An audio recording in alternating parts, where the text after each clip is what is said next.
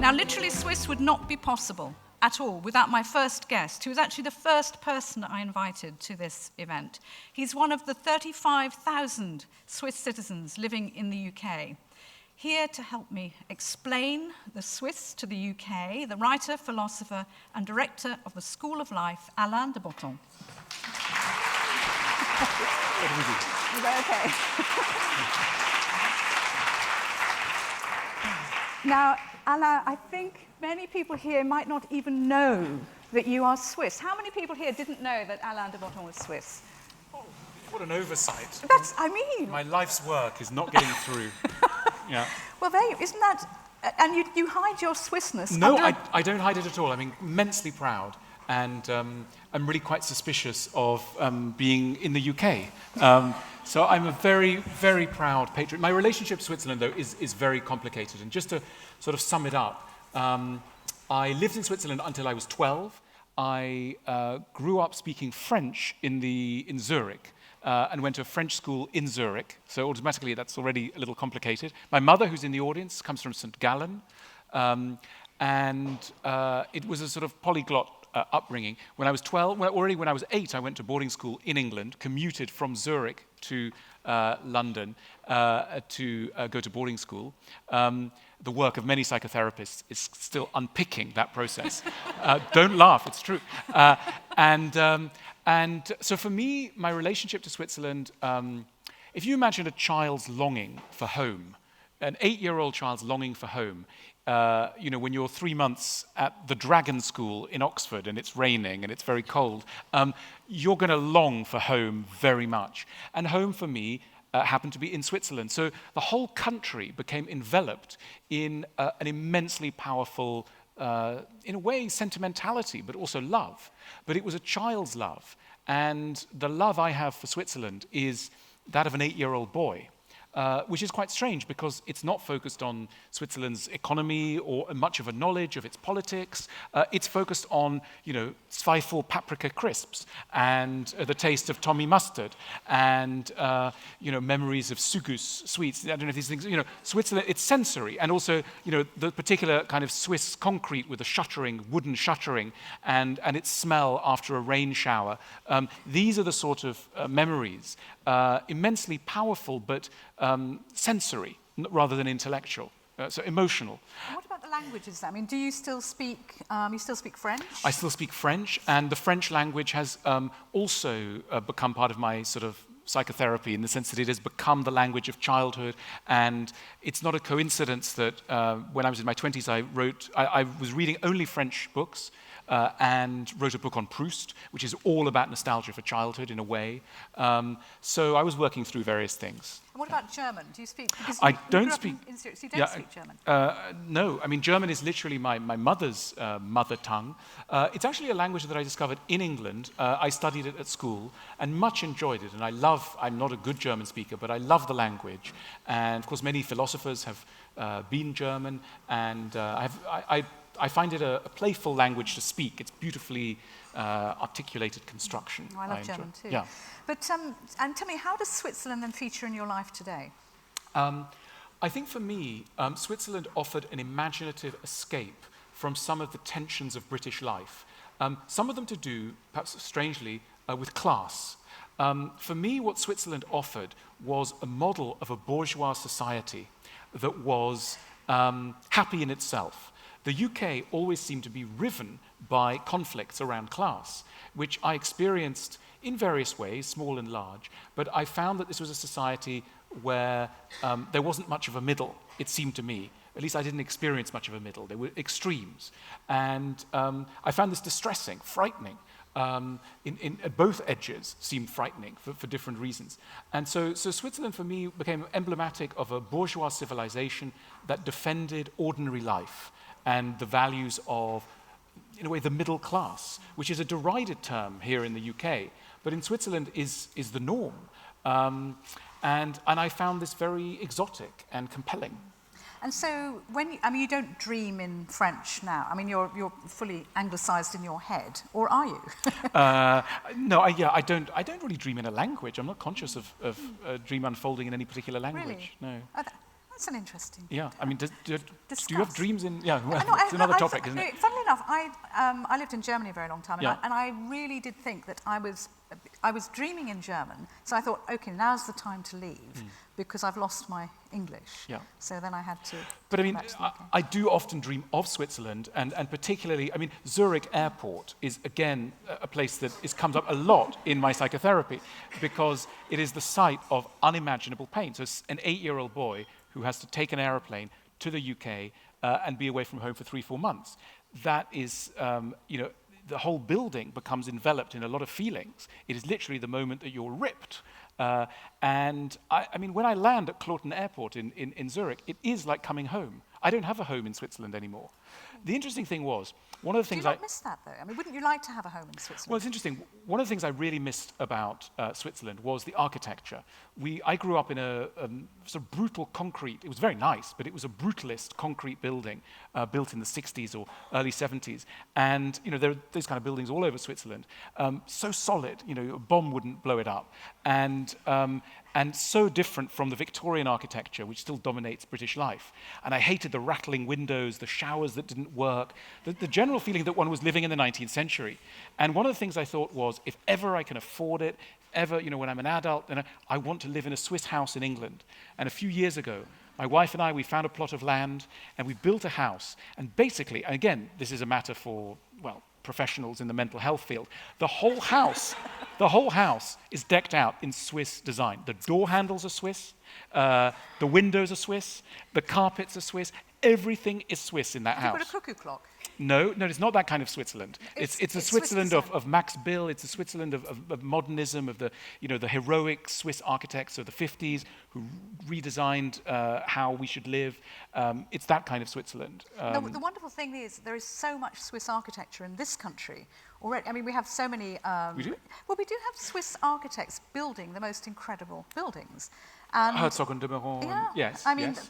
I don't think, again, it's one of those well-kept secrets. The Swiss are so bescheiden, they're so modest, Yes. That you don't get to hear that Yes, there are and Swiss if I can blow people my amongst trumpet, us. I'm a part of an organization called Living Architecture, which has invited Peter Zumthor to build a house in Devon, which opens this summer, which you can rent for holidays. It's the first private house he's ever built that is going to be available to the public. So if anyone wants a holiday in Devon, in a Swiss building, you will be able to stay courtesy of Living Architecture. Well done. Yeah. But also, I mean, you started up the School of Life, Yeah. and you talk very often. I mean, you are for me, you are what I would call the everyday philosopher. For me, you have brought philosophy into my home, and for many of us onto our TV screens and so on too. It's really a great gift that you have. Do you think any of that came from your Swiss background? Okay, so here's another bit about my early life. Some of my upbringing, I have a beloved mother, but I also had a nanny who was looking after me, and she came from a little village near Stanz in central Switzerland, and I got to know her and her house and her surroundings very well, and I still go and see her every summer. She's 87 now, and I had this sort of these parents who were very intellectual and cerebral, and they went to a fancy school in England, but very close to my heart was this very uneducated woman who was, a real heroine of mine, but she had only a native common sense rather than education. And I always thought, I want to write books. A friend of mine once said to me, you're trying to write books for your father and for your nanny, aren't you? And I thought, that's absolutely right. The books have to be understood by my father. My father's now dead, but one doesn't think about these things. Dead, father, and the nanny. And if they can understand it, then it's the thing. So I always was suspicious of anything that she wouldn't be able to understand. How wonderful. Absolutely wonderful. Alain, as with all our authors, you're going to read for us as well. You've got something special for us, I think. I do. I'm going to write. I keep changing my mind. I'm going to change it again. I'm going to read a short story, a bit of a short story. I've got 7 minutes, do I? We'll see how it goes. Yes, no, right. I go here. I'm going to read a short story that I wrote years ago, and it's about the discreet charm of the Zurich bourgeoisie. Okay. So the most sincere compliment you could pay Zurich is to describe it as one of the great bourgeois cities of the world. This might not, of course, seem like a compliment, the word bourgeois having become, for many people, since the outset of the Romantic movement in the early 19th century, a significant insult. Hatred of the bourgeois is the beginning of wisdom, felt Gustave Flaubert, a standard utterance for a mid-19th century French writer, for whom such disdain was as much of a badge of one's profession as having an affair with an actress and making a trip to the Orient. According to the Romantic value system, which today still dominates the Western imagination, to be bourgeois is synonymous with labouring under an obsession with money, safety, tradition, cleaning, family, responsibility, prudishness, and perhaps bracing walks in the fresh air. Consequently, for about the last 200 years, few places in the Western world have been quite as deeply unfashionable as the city of Zurich. Fashionable women in their 20s born outside Switzerland are particularly against going to Zurich on holiday. Such women, and modern science has proved this, prefer LA or Sydney. Even if they are looking for something Protestant and a bit homey, they choose Amsterdam or Copenhagen instead. But one weekend, Sasha and I flew to Zurich. We lived in Hackney in London, we were bohemian, we had views, evolved ones, about Habermas. I tried to point out how exotic Zurich could be. Trams were exotic, as was the Migros supermarket, and the light grey concrete of the apartment blocks, and the large solid windows and the real escalops. We normally associate the word exotic with camels and pyramids, but perhaps anything different and desirable actually deserves the word. What I found most exotic was how gloriously boring everything was. No one was being killed by random gunshots, the streets were quiet, everything was tidy, and as everyone says, though you don't see people trying, it was generally so clean you could eat your lunch off the pavement. But Sasha was bored. She wanted to go back to Hackney. She couldn't bear the tidiness. On a walk through a park, she told me she wanted to graffiti insults on the walls, just to shake things up a bit. She did a little mock scream, and an old lady looked up from the newspaper. Her boredom reminded me of my friend, Gustave Flaubert, who'd grown up in Rouen, which was perhaps a little bit like Zurich minus the lake. I am bored, I am bored, I am bored, Flaubert wrote in his diary as a young man. He returned repeatedly to the theme of how boring it was to live in France in general and in Rouen in particular. Today my boredom was terrible, he reported at the end of one bad Sunday. How beautiful are the provinces, and how chic are the comfortably off who live there. Their talk is of taxes and road improvements. The neighbour is a wonderful institution. To be given his full social importance, he should always be written in capital letters, neighbour. Sasha was bored of Flaubert. She tried a sentimental education but got bored halfway. But she and Flaubert at least agreed on how boring it is to live in a boring place. However, as Mother tends to tell you near the end of the school holidays, it's mostly boring people who get bored. And I began to lose patience with Sasha's boredom. I wanted something interesting enough. I wanted someone interesting enough inside not to ask of a city that it also be interesting. Someone close enough to the wellsprings of passion that she wouldn't care less if her city wasn't fun. Someone sufficiently acquainted with the darker, tragic sides of the human soul to appreciate the stillness of the Zurich weekend.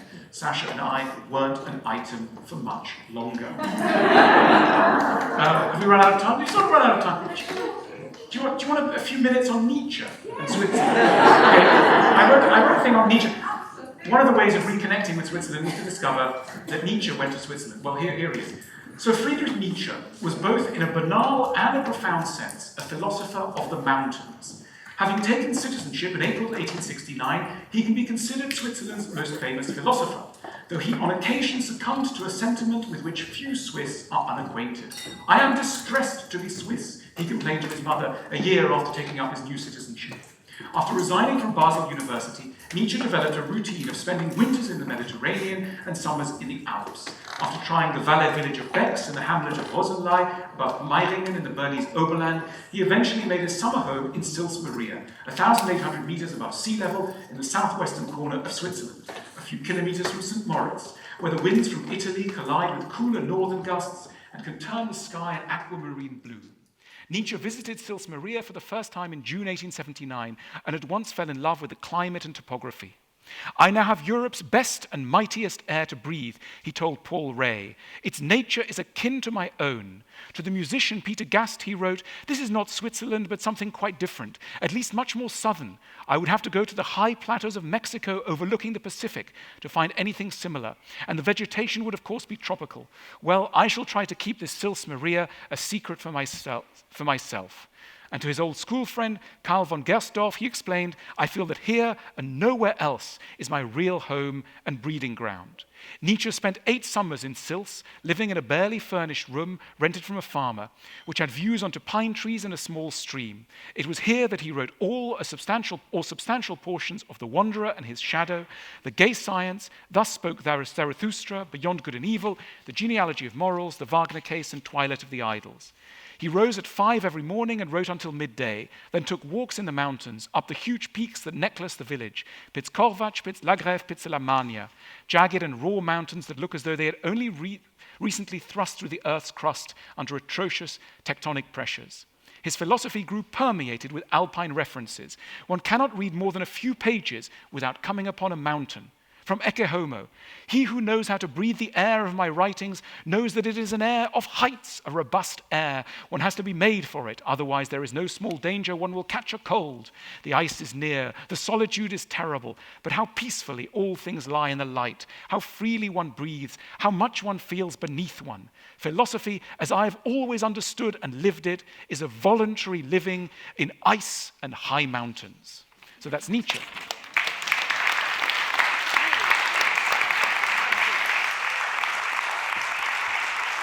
Fantastic. Thank you so much. I'll stay around. I've already learned an awful lot.